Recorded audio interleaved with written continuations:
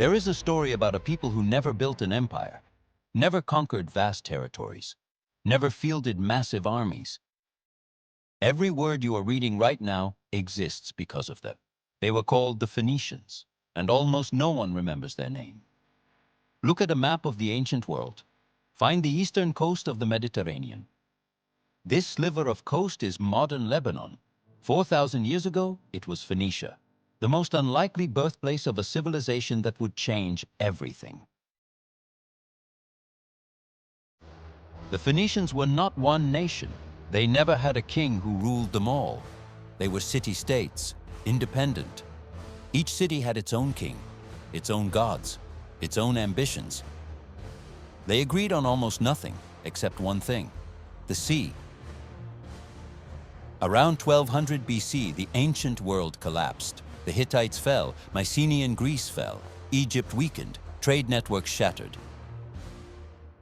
Scholars call it the Bronze Age collapse. For most civilizations, it was catastrophe. For the Phoenicians, it was opportunity.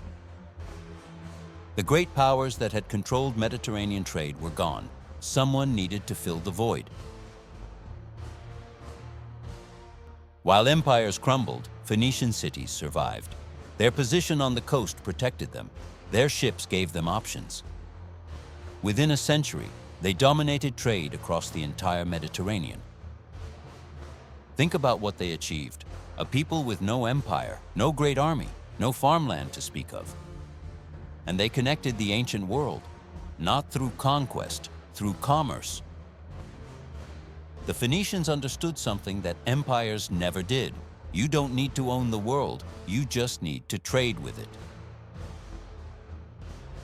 What comes next is the story of what they sold. Purple dye worth more than gold, glass that seemed like magic, cedar that built the temples of kings, and a network that stretched from one end of the known world to the other.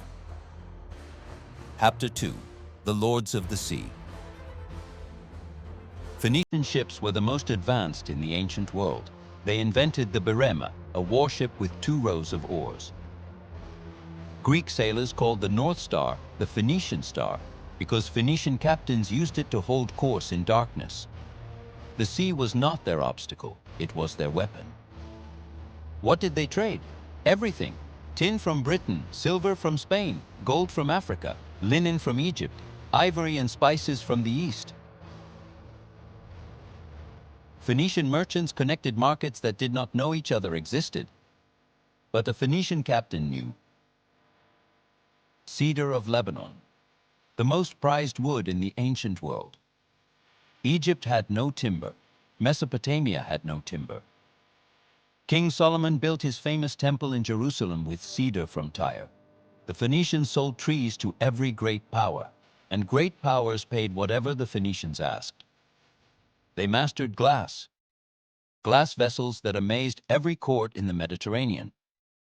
Pliny the Elder claimed the Phoenicians discovered glassmaking by accident. Whether the story is true or not, Phoenician glass was famous for centuries.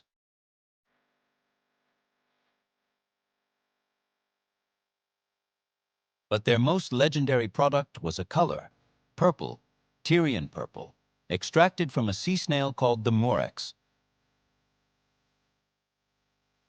Every king wanted it. Tyrian purple cost more than gold by weight. Roman emperors would later make it illegal for anyone but the emperor to wear it. Phoenician trade was not random.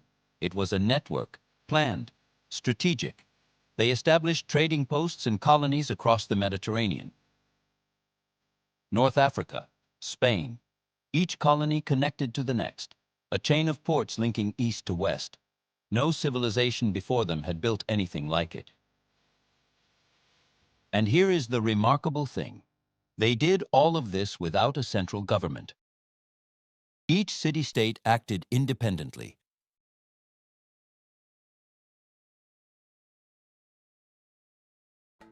But their greatest export was not a product.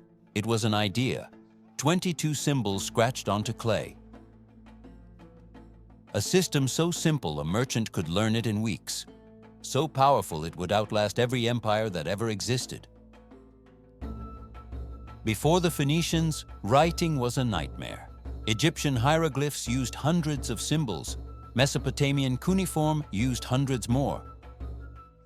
The Phoenicians needed something different. They were merchants. They needed to record transactions quickly, accurately, across languages.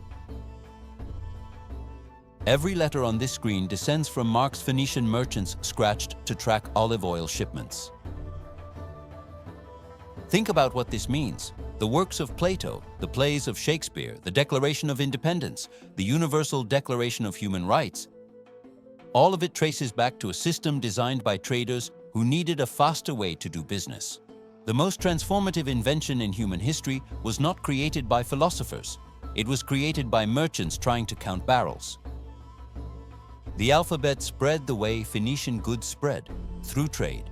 Every port the Phoenicians touched adopted it, adapted it, made it their own. One invention in one small coastal strip produced virtually every writing system used on Earth today. And yet the Phoenicians left almost no literature. The great irony. The people who gave the world the ability to write left almost nothing written themselves. Their records were kept on papyrus, which rotted in the humid coastal climate. What we know about the Phoenicians comes mostly from others: Greeks, Romans, Hebrews. The Phoenicians traded from Lebanon to Spain. Their ships touched every shore. But they did not just visit these places. They settled them. Colonies grew into cities. Trading posts became powers of their own. And one colony, founded on the coast of North Africa, would grow beyond anything its founders imagined. The founding of Carthage begins with a murder. Around 814 BC, Princess Elissa of Tyre fled her city. Her brother, King Pygmalion, had killed her husband for his wealth. Elissa escaped by sea with followers and treasure. She sailed west along the African coast and landed in what is now Tunisia. Elissa was cleverer than any king expected. She cut the ox hide into thin strips, laid them end to end, and enclosed a hill large enough for a fortress. And the city she founded on that hill became Carthage.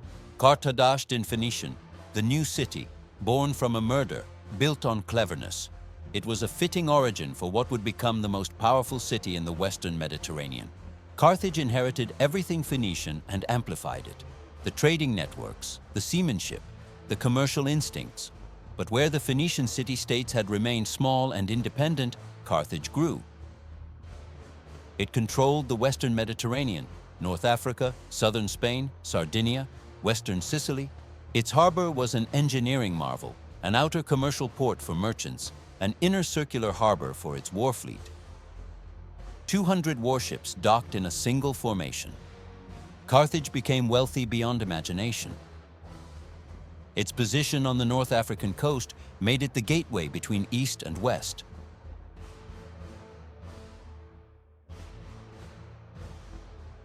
The Carthaginian navy was the most feared force in the ancient Mediterranean. No power dared challenge them at sea. By the 3rd century BC, Carthage controlled the Western Mediterranean.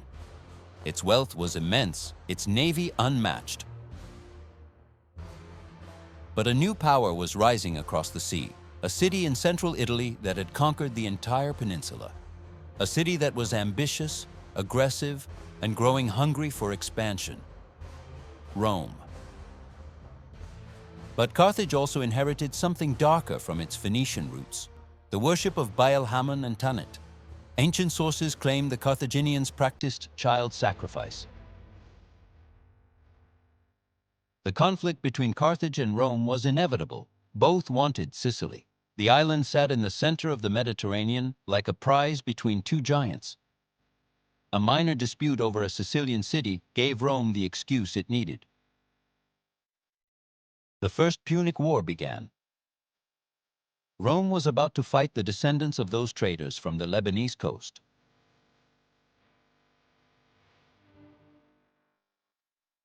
Carthage and Rome fought 3 wars over 118 years. Elephants crossing the Alps.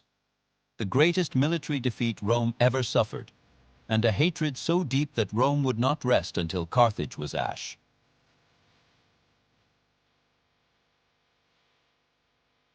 The First Punic War lasted 23 years, 264 to 241 BC. Carthage ruled the sea. It should have been a short war, but Rome built a fleet from nothing, building 100 vessels in 60 days.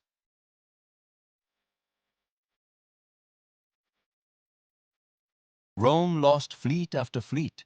Storms destroyed entire armadas. Tens of thousands of sailors drowned. Any other civilization would have stopped. The stubbornness was inhuman. After 23 years of grinding warfare, Carthage was exhausted. It sued for peace. The war had cost both sides hundreds of thousands of lives. Hannibal Barca, son of Hamilcar, a Carthaginian general who had fought Rome in the First War. Legend says Hamilcar made his son swear an oath as a boy, eternal hatred against Rome. Hannibal grew up in the army, in Spain, where Carthage was rebuilding its power. By 29, he commanded the entire Carthaginian force in Iberia. And he had a plan that seemed insane. In 218 BC, Hannibal marched from Spain toward Italy. With 50,000 soldiers, 9,000 cavalry, and 37 war elephants. It was the most audacious military march in ancient history.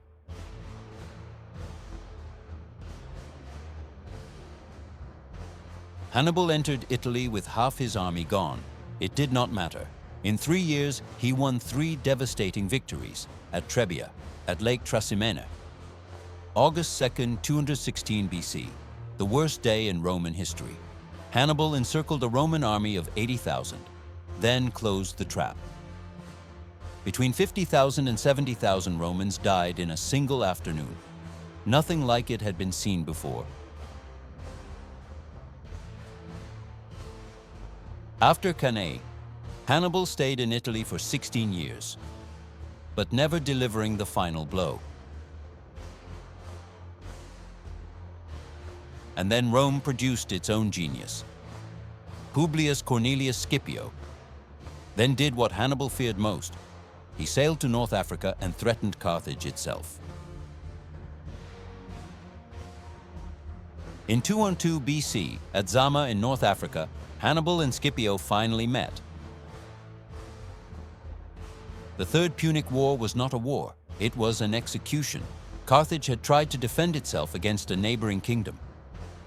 Rome declared this a treaty violation, demanded total surrender. Carthage agreed. Then Rome demanded they abandon their city and move inland.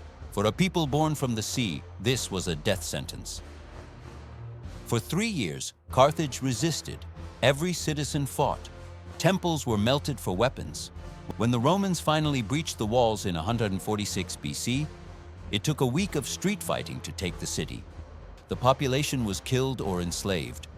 The ruins were plowed with salt. Carthage was erased. 700 years of Phoenician civilization in the west ended in fire and salt.